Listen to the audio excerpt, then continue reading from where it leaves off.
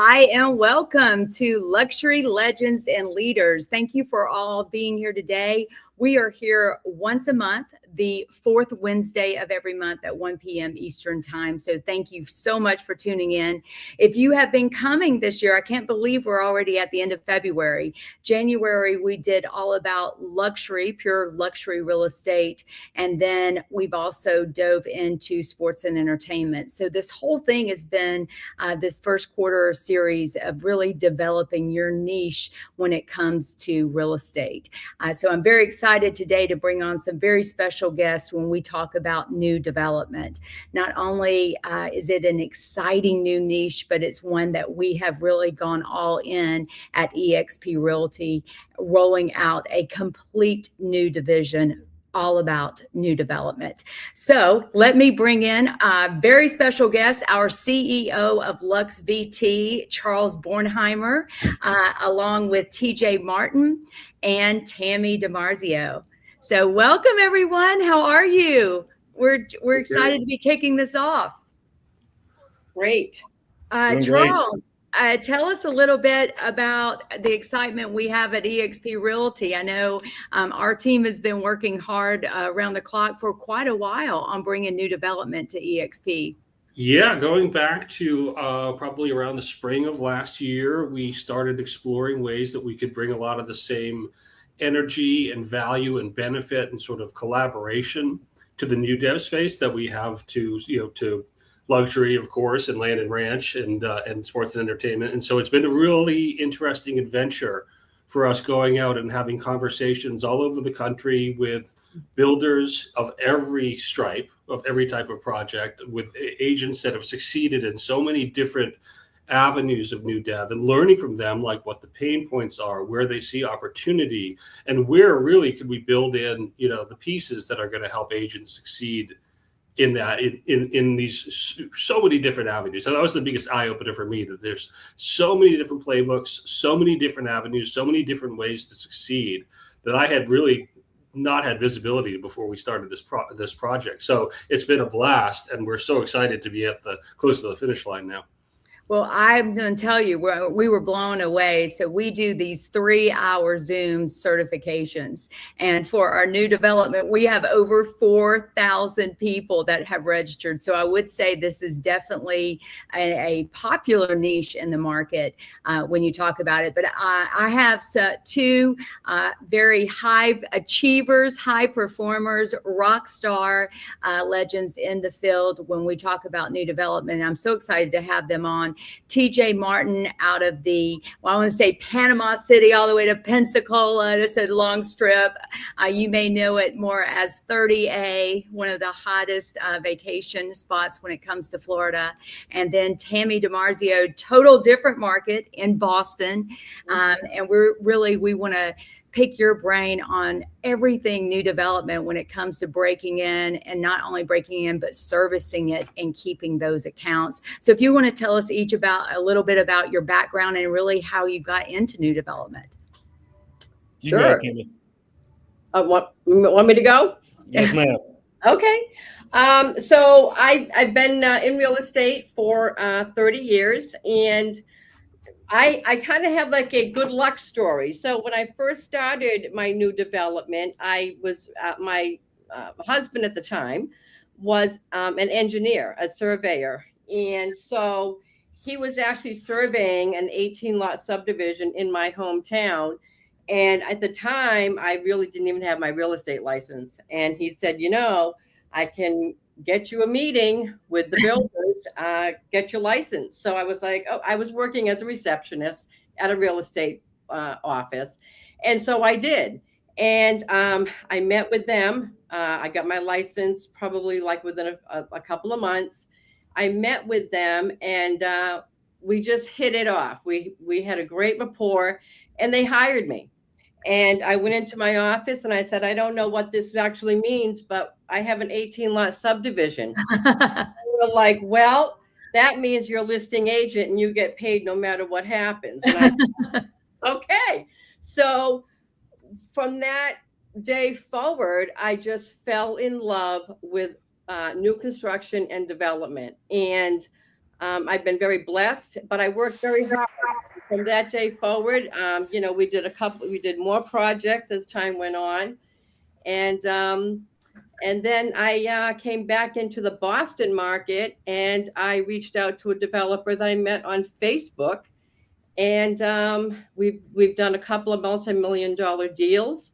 And I just listed 11 million in his luxury townhomes in the north end of Boston. So Oh, you have the magic touch when it comes to picking up these new developments, starting 30 years ago. starting 30 years ago. And I have to say, I think the most important thing for me was just really listening to my developer, listening to what are they looking for? What do they want? You don't want to waste your time. You don't want to waste their time, because their time is precious.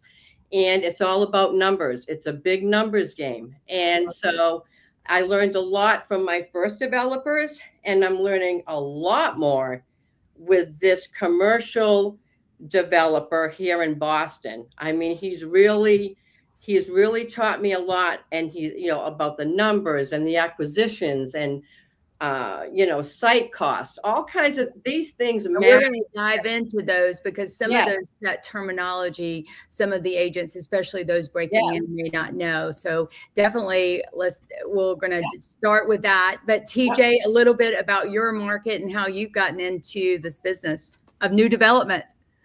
Yeah. So I grew up on job sites. My dad was a builder. I didn't really do anything on the job sites except for clean them. But it kind of helped me learn and understand kind of the process and what things look like. But after I graduated college at 22, I actually started working for D.R. Horton in the Panhandle over here in Santa Rosa Beach, and had a very solid run with them. And then moved on to a regional builder called Holiday Builders. And had a good run with them too, but I realized that there wasn't much emotion in the bigger box builders, and I'm kind of an emotional guy. I like to give it everything I got and make sure that I'm doing everything above and beyond for the consumer. And so essentially, I decided, hey, I'm going to jump into general real estate, but I think I'm going to start a new construction division of the general real estate. And I'm going to find the niche of builders who may not be building hundreds of houses a year, but maybe they're building anywhere between 10 and 100 a year, and help build them and build their platform. And that's what I did. So I did that, and I started doing land acquisition myself, and trying to figure out what the developers were actually looking for. And to Tammy's point, understand how to back into the analytics to make sure that I'm delivering value by bringing deals that they're like, oh, wow, this makes sense. So fast forward now, we've got a little over 500 million in our pipeline and new construction deals, 7 active developments that we're currently running with. We're launching another probably 4 more this year. That'll equate to a little over 250 lots. So we've got a good runway, but it's taken some time. But to Tammy's point, understanding the pain points of the developers and what you can do to help facilitate things for them and make things easier for them is extremely important. Such valuable information from you both. So we are always we're talking to agents here. We're talking to agents that have never even had a new development property. They wouldn't even know how to go about it. And then, of course, I see Pete Middleton chimed in. We've got very seasoned agents that have a lot of experience when it comes to this. So, but let's talk to more that even if you're breaking in, because I always feel no matter where you are in your real estate career, there's a way to learn. There's a way to do better. We learn from each other constantly, and especially with the new world that we're in when it comes to branding and marketing. So if you don't have those builder contacts, and you're trying to get those going, and which is one of the reasons I am excited about our new development program, because it does provide some branding and tools that you need. But let's start with some of the basics. Maybe you've just gotten a builder that will at least, talk to you. What do you say? What do you bring? How do you compete in this market now with seasoned agents like yourself? Mm-hmm. So for me, tell us the goods. For me, I felt like I just loved it so much that I just wanted more of it. So I I took the initiative, and I tracked down developers and builders in my area, and I just reached out. Some of them I just, I would find the projects on MLS or on LoopNet or on Crexy, and I would just send them off, and some would respond and others wouldn't. But you have to take the initiative first, because that's really the only way you're going to find them, and then keeping them is a whole different ballgame. Yes. But for me, that's how I did it, and I continue to do it that way. And it's worked well for me. I just take the initiative. I have got nothing to lose. I look at it that way. Right. And then I ask the questions later. You figure out what they need. Yes. So you get the initial appointment, and TJ, what's so great about you is you've worked on, like you said, the D.R. Horton side. Your dad was a builder. You understand builder language. Mm-hmm. So for agents that really don't, because I believe this is a niche. Any niche has its own language. I mean, if we're talking land and ranch, they have their thing. Luxury has it. Sports and entertainment has its. New development definitely has their own language, especially when it comes to speaking and to the builders and servicing the builders and getting the business. So back to, we've called the builder, we've gotten that appointment. If you're newer in the business, what do you even bring? Do you bring anything? Is it more of a conversation? And what is expected of that agent once they meet with the builder? As a new agent, you're probably not going to have much marketing assets, call it, to be able to deliver to somebody. You just set the appointment. Mm-hmm. So with that being said, a lot of agents make the mistake of going wide instead of going deep. And where I encourage agents is they need to go, first off, find a place they're passionate about, because you don't have to sell passion. It just exudes out of you. So what I would say is if you're going to show up, you can show up with some marketing collateral, don't get me wrong. But I think the main thing you need to show up is with confidence and with an understanding of that builder. So before that appointment, I would know what other homes they're building, what the average price point that they're building at, what's their value add, why do people buy their homes. Builders want their ego stroked. Like they want to hear how good their product is. They want to understand what you're going to do to elevate their product, but they also want to understand, their business. So I would challenge you, but even if you've made the appointment, before you go to the appointment, be educated on who they are, what they do, how long they've been in business, and understand the value of what you can bring to them. So if they're an average price point of $1.5 million, okay, you go back into the property appraiser site, you saw that he bought the lot for $200,000. Well, maybe you go and say, I'm going to go find a lot that's somewhat in this community, so you do have the value add, because that's what builders are looking for. So you go to the appointment and you've got a little nugget in your mind that he probably doesn't know about, because if he did, he may have already bought it. And you go there and you have an understanding of, hey, who he is, what he does. And then, well, why should I hire you, Mr. Agent? Well, hey, let me ask you something. It seems like your average price point's $1.5 million, right? Yeah, it is. Okay, well, so you're buying lots around that $200,000 range? That's right. Well, hey, did you know that there's one listed, right? And he may know about it, but for you to know his business, what he needs and what he needs to continue to perform, is just going to show that you put that initial initiative in, you put that first step in to understand his business. Because that's where agents get messed up. They want to be the most interesting agent. They don't want you to be interesting. They want you to be interested. So be interested in their product, be interested in what they do and how they do it, and build that rapport with them. Then you start showing them value. I love to not be the most interesting agent, to be interested. That's going to be a line I steal. I love it. Okay, so there's many different projects. I know I remember years ago, I'm 20 years in the business, I got a 10 lot subdivision, and I loved it because it was something that I felt like I could manage with 10. Mm-hmm. Of course, I see a lot of agents, they're killing it. They're bringing in 100 or 50. What is the sweet spot? Because I know there's some builders that build these even like 3-lot little cove areas. There's 5, there's 10. Is it just what you can get, or is there a formula that you've all done? Is it the connections? When we have our agents are sitting out there going, this is an opportunity. It's definitely an opportunity in the market. There's builders out there. How would you advise them when it comes to, are you going after the builder? Or are you going after how many lots they have? How do you decide that when you are making your list?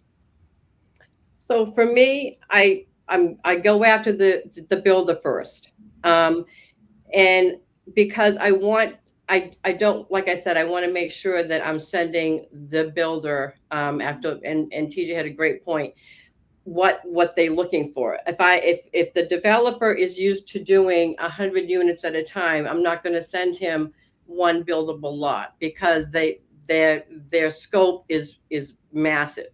So but to start out, I mean, I would just, start slow. I'm the opposite. I went in all in. I went all in, and luckily it worked out for me. But whatever's comfortable for you, because you have to be, you've got to have that comfort zone with yourself, and you have to have that comfort zone when you meet these developers. You just have to, and once you do that, it's game on. Now I'm sending projects that are 100 units in the city, you know what I mean, to be built. So I've gone from single family homes to now I'm scoping out the 100 units, the 250 units, apartment complexes. That's awesome. I love it.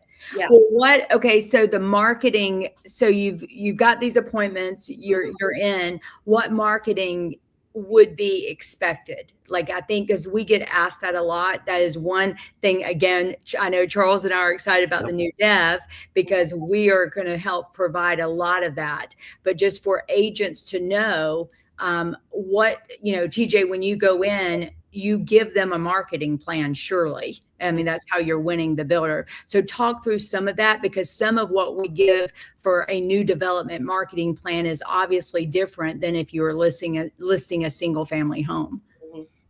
Yeah. So, with the marketing side of things, I love that you're bringing this new dev, because I've been doing this for now 8 years, and it's all been on me with the renderings, the walkthroughs, the this, the that, the signage, all of it. So if it's going to depend on the developer. So if I'm going to a niche developer that is a smaller builder, I'm going to probably show them what I can do for them before they even put sticks and bricks in the ground. So a lot of these folks, they want to pre-sell their product. They want to make sure that they've got a buyer in place so that they can go to the bank and get the bank to issue more money to start the next house. So what I do is I showcase them what all I'm going to do to pre-sell those homes. I'm going to have renderings done for your property. I'm going to have a specific website built for your property that has a landing page that goes to my CRM. I'm going to have a virtual 3D walkthrough that people can actually walk through your home based on your drawn plans without the home even being built yet. I'm going to make sure that your signage is done properly, and make sure you also have directionals directing people to your job site. And then if you're a bigger builder, I'm going to do all of those things, but I'm going to have 2 on-site agents that sit there 7 days a week. So we're open Monday through Saturday, 10 to 5, on Sunday, 1 to 5. I'm going to make sure that all of your signage is handled. The only signage I don't handle is your marquee sign. I'm going to make sure that your website is dialed in and that it is updated by us. So if we sell a lot, that lot's now going to be sold on your website in real time. I'm going to make sure that I deliver you an update weekly. I have a weekly call with all of my developers. I show them a log of every person who's called, every person who's registered, the people who have walked through the door, what agents who have been reached out to, how many broker presentations have we done, what broker presentations do we have set up. So it is going to depend kind of on the scope of your developer. But if you go all in with like what I did, I went all in with my first developer and gave him everything that I could throw at him to prove my point, because I knew that if I could show him it was 33 lots, if I could show him that I could make us successful on 33 lots, what does it look like after that? And right now we have 3 active developments that are a total of 240 lots together now. And our first development was 33. But it was because I brought that value. Builders aren't marketers. Developers aren't marketers. They don't want to be marketers. They don't want to touch it. They want you to deliver soup to nuts product that you can go, hey, I'm going to start this from the inception. I'm going to pre-sell a bunch of these units, and this is how I'm going to do it. And then once I get units built, now I'm stepping in and doing real photography, real video walkthroughs. All of that thing actually adapts through the development. But if you're just doing the initial touch point, you need to make sure you've got rendering set up, 3D virtual walkthrough set up. You need to make sure you've got a landing page that you can market so people will log in and you can capture those leads to perform. Those are going to be your big 3 steps of what you can do to make sure people see the vision. Charles, is TJ not talking our language? Yeah, absolutely. And what I love what you said, TJ, about sharing with the developer and the stakeholder, because just like in luxury, that's one of the most critical pieces that sometimes gets overlooked. Like, you might do a lot of great stuff and you know you're doing great stuff and you have it all in your hands, but if they don't see that and they're just guessing what you're doing, that's not good for you. You got to be out in front with that communication, show them all the amazing work you're doing, and set it up on the regular that they get to see the leads, they get to see the campaigns, they get to see the beautiful collateral, because that goes so long to enriching that relationship and building the trust you need to get all the way through. And Charles, what you built, what you and Carrie built, if you just go look at y'all's tiers of new dev, all you got to do is look at that and it'll tell you exactly what you need. You're giving us those products to showcase those things. So if you're lost, if you're a new agent and you're like, I don't even know what y'all are talking about, just go look at y'all's new dev opportunity. Those are what you need to perform. You know what I mean? And you can grow with that, obviously, in y'all's tiers, which is amazing. But when y'all sent that to me, it was like gold. Like, I was like, wow, y'all really dialed this in. So EXP or not, I just think that y'all hit the nail on the head for people who may be a little bit nervous. You follow that list of what y'all put together, a builder's going to be extremely impressed. Yeah, and we're fortunate to have some team members that have had a lot of experience with this, like Stephanie Kelsall, who really was the hands-on builder for that. But our position is like, hey, here's the blueprint. If you need some help, we're here for you. But follow it, learn how to do it. If you've got it going, just the biggest thing is communicate it, right? Make sure everybody sees it that needs to see what you're doing. Well, I want to, Charles, definitely give you a shout out, because, anybody that's heard my story of EXP, I was not always EXP, but I have always been luxury. And one of the things that drew me in to EXP luxury was the expense side. When you looked at it, was a way for agents to be able to market at the highest level, at the lowest cost to the agent, but the highest value to the client. And that just blew me away. Instead of me having to spend on individual ads of Mention, Global, Wall Street Journal, Raw Report, all this, EXP luxury solved that. And I'm so passionate about bringing that to other agents. So now fast forward to new development. A lot of what Tammy and TJ are saying, if you're an agent out there, especially thinking of breaking into this, you're thinking, how do I have the money to really support all this before I get going? Because a lot of it does, you do outlay money before you get those sales. And like TJ said, I mean, they're looking for pre-sales. What if you have to do these, model homes and opens on, Sundays and all this.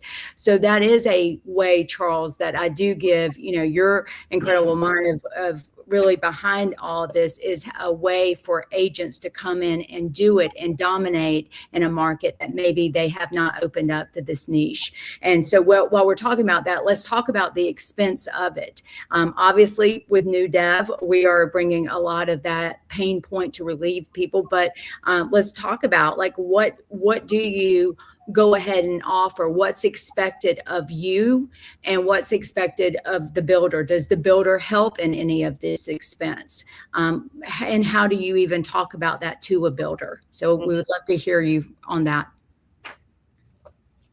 So for me, and TJ had, all the perfect points. I really don't have much to add to it because it's spot on. So, but with my developers, again, I go all out, because if you're doing a luxury condo and you're doing a lot of them, then my developer doesn't lift a finger.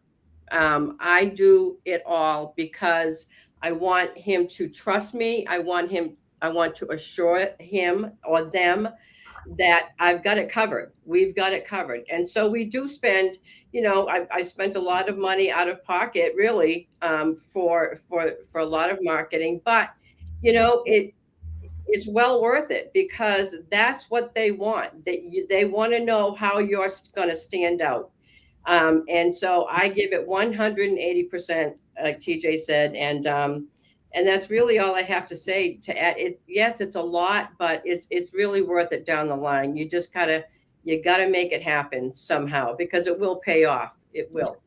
So there is upfront money the agents can expect, especially to land these accounts. Of course there is, and you have to expect that. You have to go in expecting that.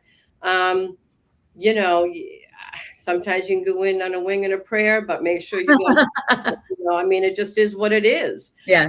But it works. The return is awesome. I loved what TJ said. It sets you up for future success when you do it correctly, and you can go in and then you're building your reputation within your debt. Absolutely. Everything. That's the problem, Carrie. People look at it as an initial cost, and this is my cost, my barrier to entry. But if you're doing this right, this is a opportunity that's going to feed your business for life. And so that's where people don't realize, is they see the initial right now. If you sell out of development, guess who's going to be the listing agent when those people are deciding to sell? Guess who's going to be the buyer's agent on the opposite side when you sell their house and put them into another house?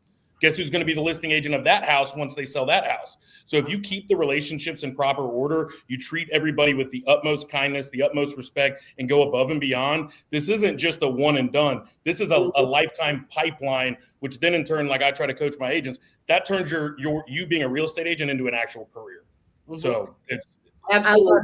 I love that. And then, so if you are an agent out there thinking, what niche could I go in to develop? This is a huge one. And I think, really with just what you're saying and getting behind a program that has, a brand to help you with and to get going, this is it. The other thing I was thinking about, TJ, is a lot of success when agents ask how to break in, not only just calling the builder, but calling the builder and asking, maybe you have some land contacts or land opportunities. I know that's a great way to get in and start talking to these builders as well. So there's many different ways when it comes to breaking into new development.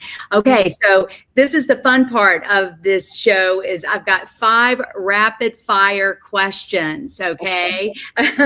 These are fun questions. So we're going to go really quick, and you don't have to have the long answers, but I think it's great for all these agents out there, whether, like I said, you're seasoned or you're breaking in, of really keeping this going when it comes to giving the highest service to our builders and when we're doing new development. Okay, what do you see the biggest mistakes that agents are making when it comes to new development? So many. Maybe they don't anticipate. Well, it's a lot of hard work, and it's a lot of going all in, because as TJ states, it's really going to feed your pipeline. So if you really want to do this, you've got to be committed. Yes. Really committed. Because you got to understand their product. I see so many agents step in and go, look at me. I don't care if you're a top producer. Yeah. If you come into a meeting and you don't understand who they are or their product, they'll eat you alive. And so you've got to study their product. You've got to understand who they are and what their value proposition is. And you've got to hone in on that. Absolutely. I would second that, based on what I heard from a lot of builders that I had conversations with, that their disappointment was always based on the agent not knowing about the product being sold, not knowing about the timelines around it, not knowing about, the feature set or the overall builder's sort of brand. And those were their big pain points. So I would second that. I had an agent tell a great story of losing. She was a high luxury agent. She had a amazing portfolio, but she lost this builder because, as you said, she didn't understand his product. He was a luxury builder, but he had done an more of a affordable side, which was a lower price point. It was still luxury, but it wasn't like the $3 million homes that he was building. It was more of the 500 to 750. And she had this locked up, except she never went to that level of what he was servicing, what products he was putting in that. She was still talking about the $3 million products, and that was not the way to sell it, of course. And she lost it, and it was a huge one. So like you said, that it's when we say product, it's the whole package of what, really getting the essence of what that builder is trying to sell there. So great points. Okay. The metrics that the developers care about when it comes down to it, obviously we know they want sales, but if they are trying to decide why are they picking Tammy? Why are they picking TJ? What were those metrics that you felt like you did this and that's how you won that developer? For me, I went in with confidence, and I got to know his product, and I got to know him. I just wanted to be a comfortable rapport. So and that's what worked for me. And I just brought my confidence at the table, and so far it's been working. So it's almost to the point where I could probably become an exclusive with him, because he's now calling me and telling me to check out different properties instead of calling somebody else. So I just think it's a trust level, and really get to know what makes them tick, and so that's how I've done it. So, and I continue to. And TJ, you've got so much experience from your dad all the way through your career. Mhm. What are these developers looking for? What's some of the, besides the obvious? Understand. You got to understand the analytics. Mhm. If you can understand the math and you can speak to them the way they want to speak to you, it changes the entire game. That's how you bring the value proposition to the developer. When I come to a developer, I go, hey, I've got a piece of property that can be entitled for 200 lots. This is the floor plans I think we need to use. This is what the price per foot I think it's going to cost to build. This is what I think we can sell it for. This is what your return's going to look like. This is what your interest carry is going to look like. The numbers trade. Here's the whole analytics behind it. What do you think? I took all the mess out of it for him. I gave him everything that I thought would be the proper way to do things. So that's why they use me, is because I'm finding those deals for them. And what is that doing? That's finding value. And what does that create? Longevity. What it also creates is I get to own the fact that I am the person with the opportunity. So when they're like, well, I love that deal, but I'm only going to pay out 5%. I'm like, that's okay. I've got some other folks that'll pay the proper value to me, which is going to be a 6% deal. So no worries. I'll just go on to the next one. They're like, whoa. Wait a second here. I'm like, oh, okay. We can talk about this, because I ran these numbers at you paying 6%. So for me to give you the value that I need to give you, for me to perform the way that I need to perform, because builders who do big, transactions with multiple deals, they need velocity. So they also need you to understand, how many sales are you going to predict per month? What's the worst case scenario? Like all of these different things, I try to back into all that before even my initial presentation. But at the end of the day, I control the opportunity. So that in turn makes me the controller of how much money I'm going to make. So, understanding analytics is paramount. I would say this for agents that are getting into it that may not have a huge track record to point to in the new dev space specifically. If you come prepared with the developer's math and the developer's metrics, that is a great starting point. Yours are less important than theirs, so make sure you have that covered, and you can find yourself an entry point. Yeah, I want my full land basis to not be 25%. Gets me real nervous, but if my land basis is 20% of what my sales price is going to be, I can usually make the deal work. Yeah.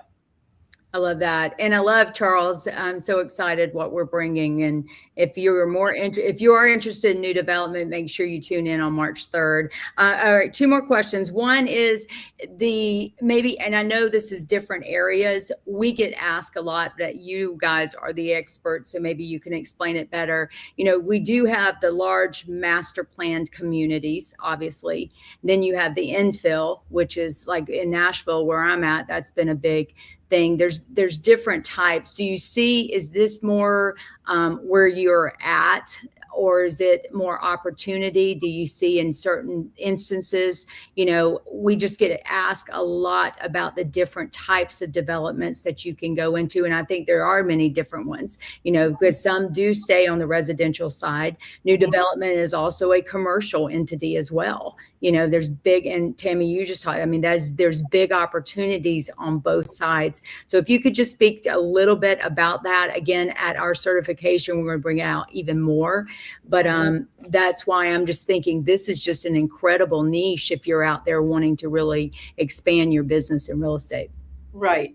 So for me, up in the area where I am, it's more of a commercial base, and it's really more about condos more so than single families. So because I'm in the city, so we do a lot of condo development. So like I said, we can, now we're going into, like 100 units being built in Chelsea, Massachusetts, and 60 units, high rises and things like that. So for my business here in Boston, the market for me here is more of condo developments, more so than a single family subdivision.